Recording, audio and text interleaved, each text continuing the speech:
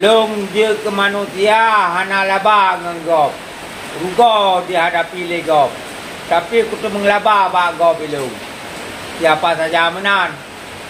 Nyan pulang na di dunia, na di akhirat. Karena jutanya kehendak Allah dunia akhirat. Maka ji HP-HP-nya na di urang akhirat. Ganja-ganja na di urang akhirat.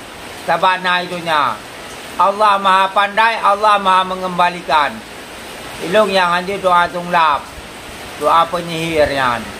Bisa melangati legure. Handi pegah. Tapi menyajuk untuk pelemah bau ring. Lagi gure pelemah balung. Doa tunglap. Di pesal kena rambung aneh. Tiba mutule bak kertas, watai je kepeng mutule bak peng. Yan aneh tapi nyata kalau kenyataan. Tapi hang kepurno tanyo. Mengaji tanyo hana aneh leganyan. Hai Abu Laut. Abu Laut. Ben tu mena. Long lebih badro nunjuk ku ke bennya tu mena ado ne. Puan lagu kate lewenyo. Memang betul-betul penyanyi do ne kan penyakit ai Abu Laut. Abu Laut. Ben nak pegang tiba bapa dia 3 kilo beri jangan hana terjadi. Tiba bapa dia 3 kilo beri. Kau ulo dah drone.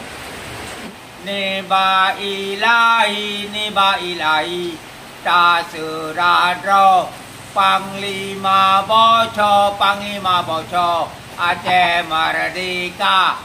Tak menafak kerana hidung ibah bocor hidung. Nyana bocor hidung aja tak menafak.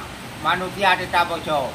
Tetapi manusia setetes air mani yang hina jadi manusia yang sempurna. Kelebihan daripada manusia adanya. Pasti nak rahasia ada bocor. Benupo rahasia rumupo motor tronton ajilin. Action.